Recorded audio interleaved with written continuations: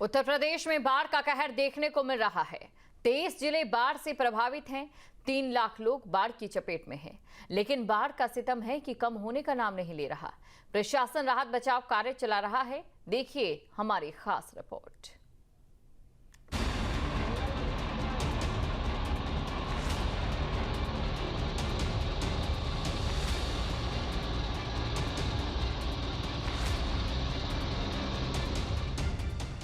बादल से पानी नहीं, आफत बरस रही है। आलम यह है कि नदियों में उफान है, जिंदगियां खतरे के निशान पर हैं और जारी है सैलाब का सितम। उत्तर प्रदेश में बाढ़ कहर बनकर टूट रही है। 23 जिले जलमग्न हैं। 3 लाख से ज्यादा लोग पानी की चपेट में हैं और जिंदगी की जंग अब नावों और राहत शिविरों में लड़ी जा रही है। यह है आपदा की घड़ी, जहां हर मिनट हर सेकंड मायने रखती है। और इसी बीच मुख्यमंत्री योगी आदित्यनाथ खुद राहत कार्यों की मॉनिटरिंग कर रहे हैं। 23 जिले डूब चुके हैं। घरों में पानी, खेतों में पानी और सड़कों पर पानी। चारों तरफ सिर्फ पानी और तबाही का मंजर। 3 लाख से ज्यादा लोग प्रभावित, यानी आंकड़ों के पैमाने पर देखें तो पूरा का पूरा एक शहर बाढ़ में कैद हो चुका है। और इन्हें बचाने के लिए सरकार ने अब तक 892 नावें और मोटर बोट तैनात की हैं। 133 स्थायी बाढ़ चौकियां सक्रिय की गई हैं। बाढ़ का पानी लगातार बढ़ रहा है और राहत का इंतजार भी है। 10,688 लोग फिलहाल सुरक्षित हैं। 18,842 लोगों को सुरक्षित स्थानों पर शिफ्ट किया गया है। लेकिन बचे हुए लाखों लोग अभी भी अपने घरों की छतों और ऊंचे स्थलों पर मदद का इंतजार कर रहे हैं। खाने के 9,470 पैकेट बांटे गए। 70,000 राहत किट बांटी गई। प्रशासन हर बाढ़ पीड़ितों तक मदद पहुंचाने की कोशिश कर रही है ताकि सभी तक मदद पहुंच सके। सूबे के मुखिया योगी आदित्यनाथ खुद राहत बचाव कार्यों पर नजर बनाए हुए हैं।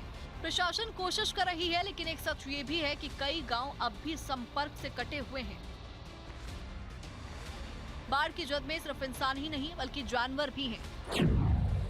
38,264 पशु भी प्रभावित हैं। सरकार ने 2017 क्विंटल चारा बांटा है, लेकिन बाढ़ में फंसे किसानों का कहना है कि पशुओं तक चारा पहुंचाना आसान नहीं।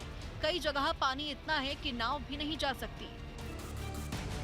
कानपुर में गंगा नदी का जलस्तर लगातार चौथे दिन तेजी से बढ़ रहा है। हरिद्वार और नरोरा से बड़े पैमाने पर पानी छोड़े जाने के कारण गंगा बैराज के सभी गेट खोल दिए गए हैं और उनकी ऊंचाई भी बढ़ा दी गई है। तेजी से बढ़ते जलस्तर के चलते कटरी क्षेत्र के कई गांवों में कटान शुरू हो गया है। प्रशासन हालात पर कड़ी नजर रखे हुए है और बाढ़ के संभावित खतरे को देखते हुए कई गांवों में लोगों को घर खाली करने की चेतावनी दी गई है। शुक्लागंज में गंगा चेतावनी बिंदु को पार कर चुकी है और अब खतरे के निशान की ओर बढ़ रही है। लगातार बढ़ता पानी गंगा किनारे बसे लोगों की चिंताएं बढ़ा रहा है। प्रशासन ने राहत और बचाव दलों को अलर्ट मोड पर रखा है। साथ ही प्रभावित इलाकों में निगरानी तेज कर दी गई है। कानपुर में गंगा का जलस्तर बहुत तेजी से बढ़ रहा है। गंगा का बढ़ता हुआ जलस्तर स्थानीय ग्रामीणों की दिलों की धड़कनें बढ़ा रहा है। ऐसे लोग जो कटरी के गांवों में रहते हैं उनमें अब बाढ़ का डर बढ़ गया है। वहीं प्रशासन ने लगातार गंगा की मॉनिटरिंग करना शुरू कर दिया है। तमाम बाढ़ चौकियां बनाई जा रही हैं। साथ ही साथ ग्रामीणों को ताकीद किया जा रहा है कि वे संभावित बाढ़ को लेकर के अलर्ट रहें। उन्हें अपने गांवों को छोड़ना पड़ सकता है। पिछले दिनों उत्तर प्रदेश के तमाम ज़िलों में गंगा का रौद्र रूप देखने को मिला, लेकिन कानपुर में हालात सामान्य रहे। लेकिन अब जिस तरीके से मैदानी और पहाड़ी इलाकों में बारिश के बाद हरिद्वार और नरौरा से बड़े पैमाने पर पानी छोड़ा जा रहा है, ऐसे में कानपुर और कानपुर से सटे तमाम ज़िलों में बाढ़ की आशंका बढ़ गई है, बाढ़ की संभावना बढ़ गई है। वहीं कानपुर में प्रशासन अलर्ट पर है। तमाम ग्रामीणों को अलर्ट किया गया है। ऐसे गांव जहां पर पानी जल्दी दाखिल होता है वहां पर प्रशासन की टीमें पहुंच रही हैं, ग्रामीणों को समझा रही हैं और कह रही हैं कि वो संभावित बाढ़ को लेकर के तैयार रहें। अगर पानी गांवों में दाखिल होता है तो उन्हें अपने आवासों को छोड़ना पड़ेगा, अपने मवेशियों को लेकर के अस्थायी कैंपों में जाना पड़ेगा। ऐसे में ग्रामीण डरे हैं, सहमे हैं। वहीं दूसरी तरफ गंगा का जलस्तर लगातार बढ़ता जा रहा है। पिछले 4 दिनों से लगातार गंगा के पानी में बढ़ोतरी देखने को मिल रही है। जिस तरीके से लाखों क्यूसेक पानी पीछे से आ रहा है, ऐसे में गंगा बैराज के गेटों पर दबाव बढ़ गया है। एक तरफ जहां बैराज के सभी 30 गेट खोल दिए गए हैं, वहीं गेटों की ऊंचाई भी बढ़ा दी गई है, जिसकी वजह से बड़े पैमाने पर पानी आगे डिस्चार्ज किया जा रहा है। और यही वजह है कि गंगा के किनारे तमाम स्थानों पर कटान देखने को मिल रही है। साथ ही साथ ग्रामीणों के बीच बाढ़ का खतरा बढ़ रहा है। दरअसल गंगा इस बार सबसे ज़्यादा उफान पर कानपुर में है, क्योंकि पिछले दिनों जब बारिश हुई उसके बाद पानी ज़रूर यहाँ से डिस्चार्ज किया जा रहा था, लेकिन कानपुर में गंगा का जलस्तर 112 मीटर के मार्क के नीचे रहा। लेकिन शुक्लागंज में ये मार्क अब पार हो चुका है, जो कि चेतावनी बिंदु है। ऐसे में गंगा लगातार खतरे के निशान की ओर बढ़ रही है और ऐसे में बाढ़ का खतरा भी लगातार बढ़ रहा है। मुरादाबाद में रामगंगा नदी का जलस्तर बढ़ने से कई गांवों में बाढ़ का खतरा मंडरा रहा है। बाढ़ की चपेट में कई गांव आ गए हैं। बाढ़ के चलते कई गांवों के संपर्क मार्ग में पानी भर गया है। बाढ़ के चलते हजारों एकड़ फसलें जलमग्न हो गई हैं। नीचे वाला गांव तो सब डूब गया। नीचे है से मछली नीचे देख के आओ क्या हालत है उसकी। सब पटो लोगों की सब नीचे सब खत्म है। कौन से गाँव में पानी घुस गया? गाँव के नाम तो मुझे खैर याद ना, 2-4 गाँव याद है, वो बता दूँ। रास्ते बंद हो गए, लोगों के ब्लॉक हो गए बिल्कुल। सब में पानी। मथुरा में यमुना नदी का जलस्तर बढ़ने से घाटों पर सुरक्षा को लेकर पुख्ता इंतजाम किए गए हैं। स्नान घाट पर सेल्फी लेने पर रोक लगा दी गई है। सुरक्षा को लेकर पुलिस की तैनाती की गई है। पुलिस लोगों को सतर्क कर रही है कि घाट पर सेल्फी न लें और सुरक्षित स्नान करें। सुरक्षा में तैनात पुलिसकर्मी का कहना है कि लोग नियमों का उल्लंघन कर रहे हैं। इस समय यमुना उफान पर है, रौद्र रूप है। 165.36 मीटर उसका जो गहराई है वो नापी गई है। इतना पानी इस समय यमुना में चल रहा है और वो खतरे का जो चेतावनी का निशान होता है वो बताया जा रहा है।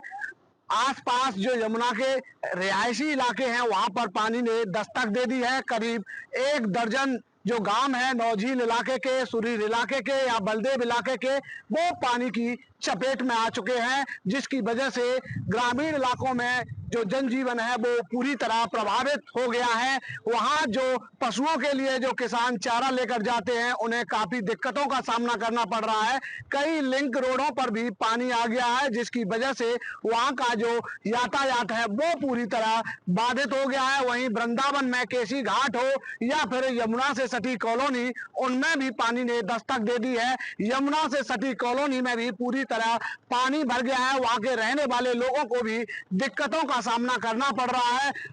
साफ तौर पे कह सकते हैं कि वृंदावन की कुछ कॉलोनियों में बाढ़ जैसे हालात हो गए हैं और ग्रामीण इलाकों के करीब 1 दर्जन जो गांव हैं वो बाढ़ की चपेट में आ चुके हैं। प्रशासन का कहना है कि अभी खतरे की कोई बात नहीं है। हालांकि हमने जो हमारी टीमें हैं उसको पूरी तरह अलर्ट पर रखा है, लेकिन जिस तरीके से यमुना में जल स्तर बढ़ रहा है, बताया जा रहा है कि ताजेवाला बांध और ओखला बांध से कई क्यूसेक पानी यमुना में छोड़ा गया है और जिसके बाद यमुना का जो जल स्तर है वो लगातार बढ़ता जा रहा है। जिस तरीके से पानी यमुना में बढ़ता जा रहा है और आसपास इलाकों में दाखिल होता जा रहा है, तो वहां के लोगों में दहशत का माहौल बना हुआ है और वो यही सोच रहे हैं कि यमुना का जो जल स्तर है वो आखिर कब कम होगा। ये तस्वीर केसी घाट के समीप की है।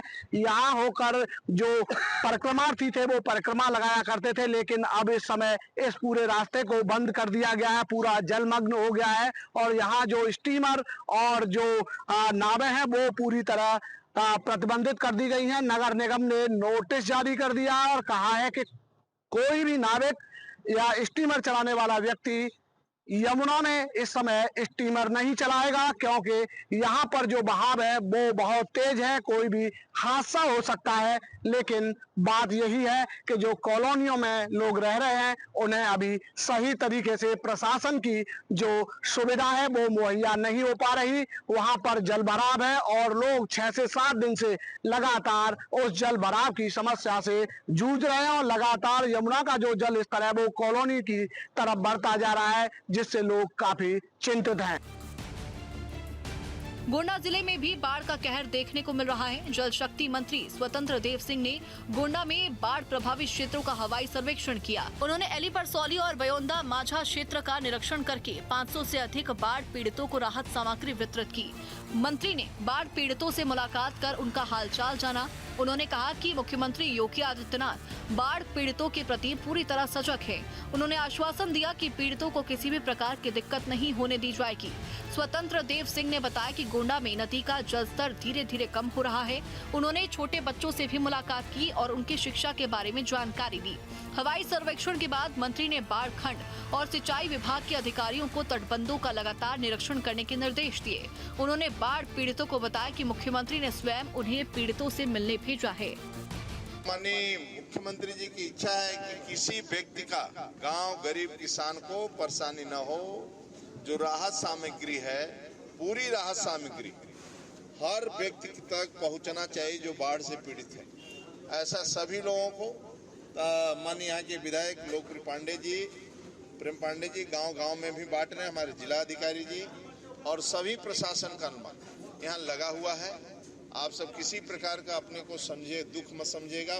बाकी इस बाढ़ से क्योंकि पानी जिस प्रकार का आया है, पानी उतर रहा है, जो ऊपर से है पानी उतर, बहुत सी नदियां हैं, सरयू है, घाघरा है और हमारे तरफ शारदा है, ये सभी नदियां और आगे गंगा है, बेतवा है, केन है, क्वारी है, चंबल है, रामगंगा है, गोमती है, बहुत सी नदियां हैं। जब बाहर पानी आता है तो बाढ़ का स्वरूप ले लेता है।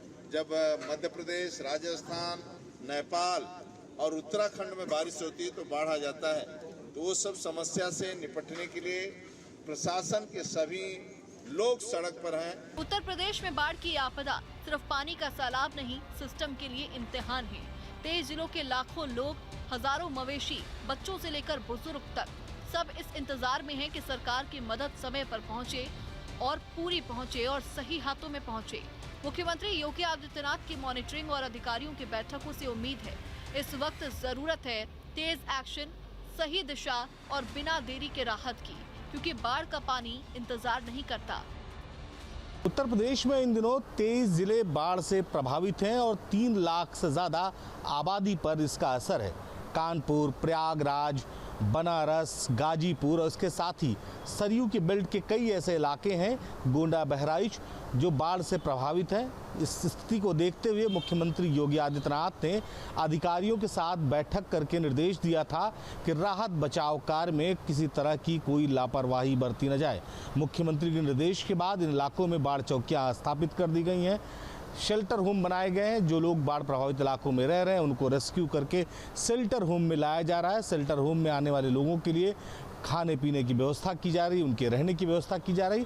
वहीं जो दूसरी तरफ बाढ़ग्रस्त इलाके में रुके हुए हैं, जो अपनी मर्जी से, जो अपनी इच्छा से, उनको भी भोजन और पानी की व्यवस्था की जा रही। पीने लायक पानी सबसे महत्वपूर्ण वो बात होती है जब कोई किसी इलाके में बाढ़ आती है, तो लिहाजा उनको पानी पीने का मिल सके, उनको खाना मिल सके, इसकी भी व्यवस्था लगातार की जा रही है। मुख्यमंत्री के निर्देश के बाद जो अधिकारी हैं वो लगातार इसमें निगरानी बनाए हुए हैं। खुद मुख्यमंत्री योगी आदित्यनाथ समेत उत्तर प्रदेश के तमाम मंत्रियों ने बाढ़ग्रस्त इलाकों का जायजा लिया था। सीएम का सख्त निर्देश है कि किसी भी स्थिति में बाढ़ प्रभावित लोगों के व्यवस्था में किसी तरह की कोई कोताही नहीं होनी चाहिए। राम के साथ Nikhil Sharma, news state Uttar Pradesh.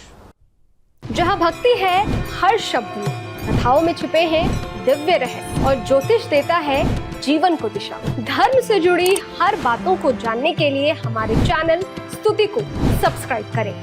Channel पर जाने के लिए इस लिंक पर क्लिक करें।